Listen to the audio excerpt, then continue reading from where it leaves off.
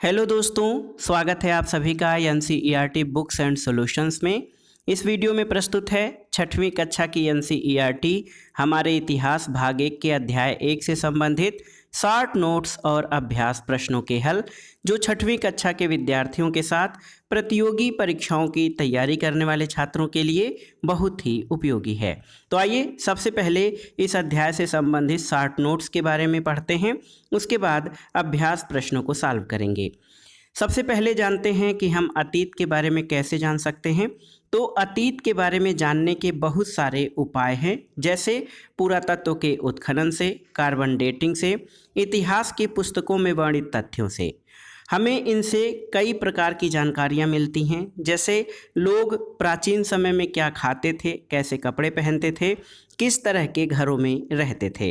और हम शिकारियों, पशुपालकों, कृषकों, शासकों, व्यापारियों, पुरोहितों, शिल्पकारों, कलाकारों, संगीतकारों या फिर वैज्ञानिकों के जीवन के बारे में जानकारियाँ हासिल कर सकते हैं। सभ्यता के आरंभ में लोग कहाँ और कैसे रहते थे। तो दोस्तों, ये जानना बहुत ज़रूरी है, क्योंकि सभ्यताओं के आरंभ में लोग गुफाओं और कंदराओं में रहते थे। सभ्यता के विकास के साथ साथ लोग समूह में रहने लगे। इसके लिए सबसे उपयुक्त जगह नदियों के किनारे होते थे। नर्मदा नदी के बारे में आप जानते हैं, कई लाख वर्ष पहले से लोग नर्मदा नदी के तट पर रह रहे हैं, और यहाँ रहने वाले आरंभिक लोगों में से कुछ कुशल संग्राहक थे, जो आसपास के जंगलों की विशाल संपदा से परिचित थे, और अपने भोजन के लिए वे जड़ों यानी कंदमूल, फलों और जंगल के अन्य उत्पादों का संग्रह किया करते थे। वे जानवरों का आखेट यानी शिकार भी करते थे, और इन सभ्यताओं में सिंधु सभ्यता की घाटी, बेबीलोन और मेसोपोटामिया की सभ्यताएं प्रसिद्ध हैं। एक और तथ्य आता है कि सिंधु नदी का बहाव क्षेत्र कौन सा है और इसकी सहायक नदियां कौन सी हैं। तो सिंधु नदी 7 नदियों का संगम है, जिसमें सतलज, ब्यास, रावी, चिनाब, झेलम और काबुल नदियां हैं। काबुल नदी को छोड़कर सभी नदियां भारत से होकर पाकिस्तान में प्रवेश करती हैं, जबकि काबुल नदी अफगानिस्तान से आती है और पाकिस्तान से होते हुए ये नदी अरब सागर में मिलती है। लोग यात्राएं क्यों करते हैं, ये भी महत्वपूर्ण प्रश्न है। दोस्तों, भ्रमण करना मानव के स्वभाव में शुरू से रहा है, और हम देखते हैं कि सभ्यताओं का विकास कुछ ही जगहों पर हुआ, लेकिन लोग धीरे धीरे एक जगह से दूसरी जगह पर फैलते गए। यद्यपि प्रारंभ में आवागमन या आने जाने के साधन नहीं के बराबर थे, साथ में पहाड़ियाँ, पर्वत और समुद्र की प्राकृतिक बाधाएं थीं, फिर भी लोगों के लिए इन बाधाओं को पार करना आसान नहीं था। जिन्होंने ऐसा चाहा वे ऐसा कर सके। वे पर्वतों की ऊंचाई को छू सके, गहरे समुद्रों को पार कर सके, और इसके पीछे कई कारण थे, जिसमें एक तो मानव मन की जिज्ञासा, दूसरा भोजन की तलाश, और कालांतर में व्यापार की संभावनाएं शामिल हैं। तिथियों का मतलब क्या है? तो दोस्तों, इतिहास में तिथियां बहुत ही महत्वपूर्ण हैं, क्योंकि हमारी सभ्यता बहुत अधिक प्राचीन है। सतयुग और त्रेता युग के प्रमाण उपलब्ध नहीं हैं। फिर द्वापर के अंतिम भाग से लेकर अब तक के लिखित और भौतिक प्रमाण उपलब्ध हैं, लेकिन आज तिथियों की गणना विक्रम संवत, ईस्वी संवत आदि में की जाती है। लेकिन आपसे कोई तिथि के विषय में पूछे तो आप उस दिन की तारीख, माह, वर्ष, जैसे कि सन 2000 या इसी तरह का कोई और वर्ष बताएंगे। वर्ष की ये गणना ईसाई धर्म प्रवर्तक ईसा मसीह के जन्म के तिथि से की जाती है, यानी 2000 वर्ष कहने का तात्पर्य ईसा मसीह के जन्म से 2000 वर्ष पहले के वर्ष के बाद से है। ईसा मसीह के जन्म के पूर्व की सभी तिथियां ईसा पूर्व यानी ईसा से पहले के रूप में जानी जाती हैं, और उसके बाद जो है, ईसा के जन्म के बाद जो है, उसे ईसवी सन कहा जाता है। तो थोड़ा सा शॉर्ट नोट्स और जान लेते हैं। हम कैसे पता लगाएं कि कल क्या हुआ था। इसके लिए कई प्रकार के साधन हैं। हम रेडियो, टेलीविज़न, समाचार पत्रों की सहायता से इसके बारे में जान सकते हैं, लेकिन साल भर पहले या बहुत वर्ष पहले की घटनाओं को जानने के लिए हमें कुछ अन्य स्रोतों की सहायता लेनी पड़ती है। दोस्तों, अतीत या बीते हुए समय के बारे में हम कई सारी चीज़ें जान सकते हैं, जैसे कि पुराने समय में लोग क्या खाते थे, क्या पहनते थे, उनके घर कैसे होते थे। अतीत के अध्ययन से ही हम आखेटकों यानी शिकारियों, पशुपालकों, किसानों, व्यापारियों, पुरोहित और शिल्पकारों के बारे में जान सकते हैं। लोग कहाँ रहते थे, तो आप जान लीजिए भारत में मानव के प्राचीनतम साक्ष्य नर्मदा नदी घाटी से प्राप्त हुए हैं और यहीं पर भीमबेटका यानी भीमबेटका है, जो कि भारत के मध्य प्रदेश के रायसेन जनपद में नर्मदा नदी घाटी में विस्तृत है। यहाँ से मानव द्वारा बनाए गए यानी आदि मानव द्वारा बनाए गए प्राचीनतम शैलचित्र और शैलाश्रियों के जो हैं चित्र और इसके साक्ष्य उपलब्ध हैं। दोस्तों एक और टॉपिक है यहाँ पर कि उत्तर पश्चिम में सुलेमान और किरथर पहाड़ी क्षेत्र है। ये पहाड़ी क्षेत्र बलूचिस्तान और सिंध के पाकिस्तान प्रांत में स्थित पर्वत श्रृंखला है, जो दक्षिण की ओर पूर्व मध्य बलूचिस्तान प्रांत में फैला है और यहाँ से 8000 वर्ष पूर्व सबसे पहले गेहूं और जौ की खेती की गई और भेड़ बकरी गाय बैल जैसे पशुओं को पालना शुरू किया गया। तो यहाँ पर कुछ तथ्य हमने अलग से नोट किए हैं। ये बलूचिस्तान क्षेत्र है, सुलेमान और किरथर पहाड़ी वाला क्षेत्र, और यहीं से सबसे पहले गेहूं और जौ की खेती प्रारंभ की गई और पशुओं में भेड़ बकरी गाय बैल जैसे पशुओं को पालना शुरू किया गया था।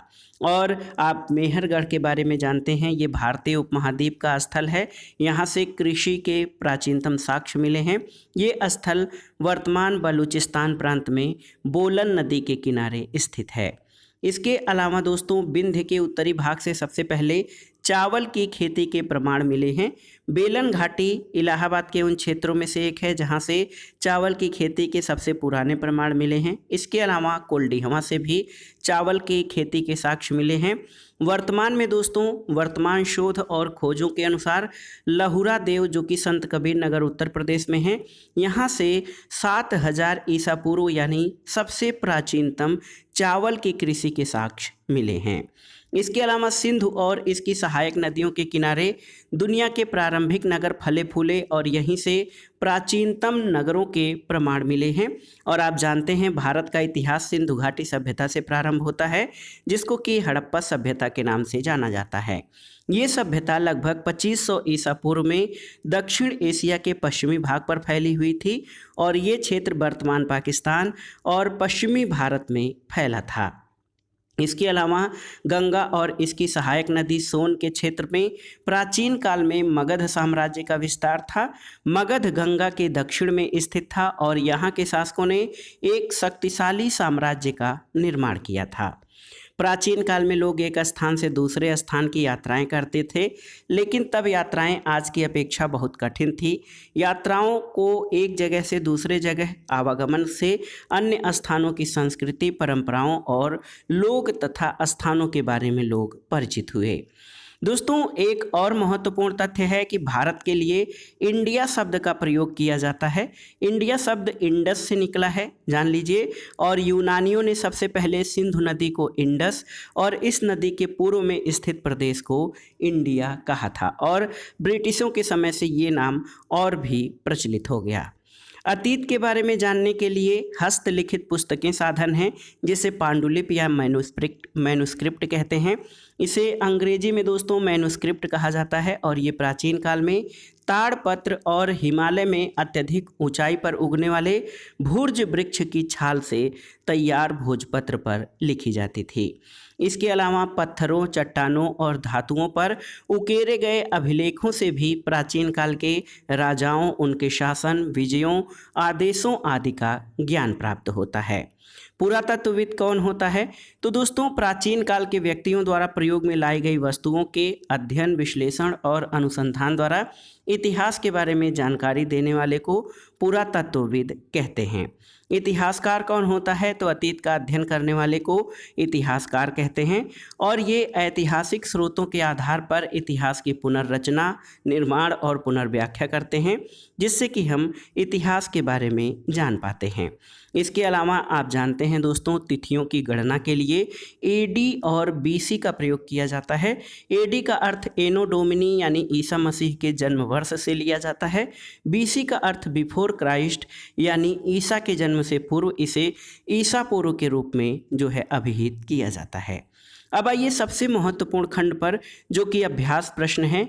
इसमें सबसे पहला प्रश्न है वो मिलान करना है। तो आप जान लीजिए नर्मदा घाटी में आखेट तथा संग्रहण के प्रमाण मिले हैं। मगध पहला बड़ा राज्य था जिसे साम्राज्य कहा जा सकता है। गारो पहाड़ियों से आरंभिक कृषि के साक्ष्य मिले हैं। सिंधु और इसकी सहायक नदियों से लगभग 2500 वर्ष पूर्व के नगर मिले हैं और गंगा घाटी में प्रथम नगर की स्थापना हुई थी। अगला प्रश्न है प्रश्न संख्या 2। प्रश्न संख्या 2 जो है वो महत्वपूर्ण है और रशीदा के प्रश्न को फिर से पढ़िए, इसके क्या उत्तर हो सकते हैं। तो रशीदा ने क्या प्रश्न किया था ये जानना जरूरी है। रशीदा ने ये प्रश्न किया था कि ये कैसे जान सकते हैं कि इतने वर्षों पहले या 100 वर्ष पहले क्या हुआ था, ये रसीदा का प्रश्न था।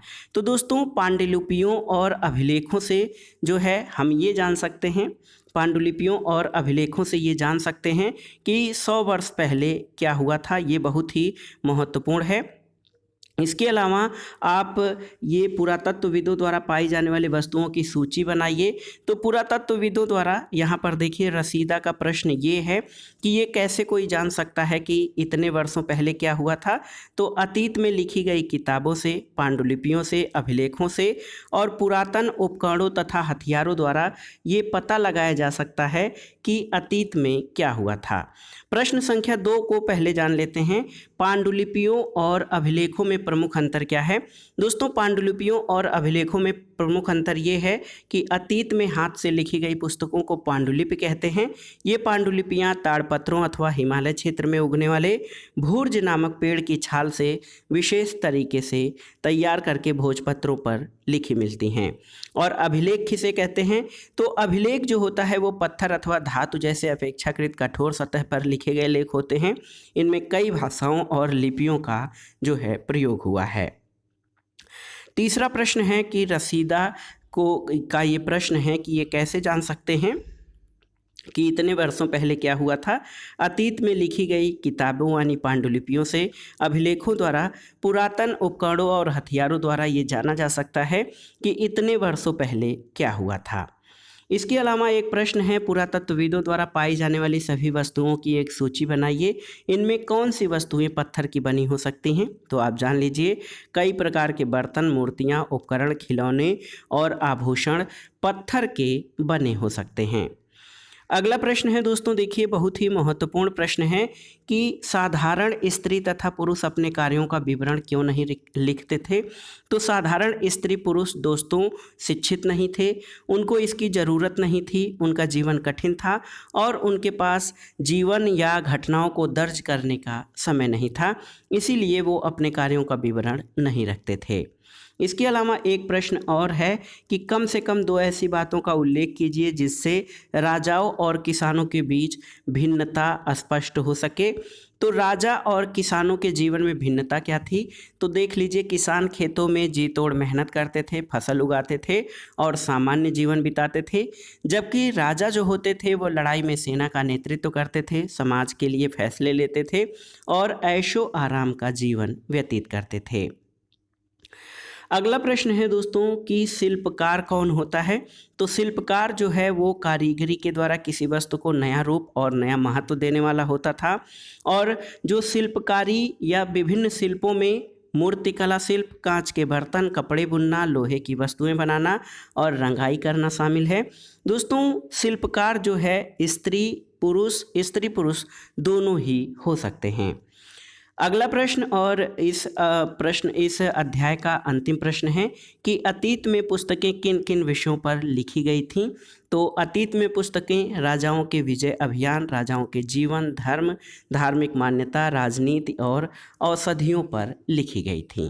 तो दोस्तों ये था आज का video NCERT books and solution के अंतर्गत 6वीं कक्षा की एनसीईआरटी हमारे अतीत भाग 1 के अध्याय 1 से संबंधित 60 नोट्स और अभ्यास प्रश्नों के हल। और ये आपकी तैयारी में और जो है 6वीं कक्षा के विद्यार्थियों के लिए भी बहुत ही उपयोगी होगा। आप 60 नोट्स और महत्वपूर्ण प्रश्नों के उत्तर आप अलग से नोट भी कर सकते हैं।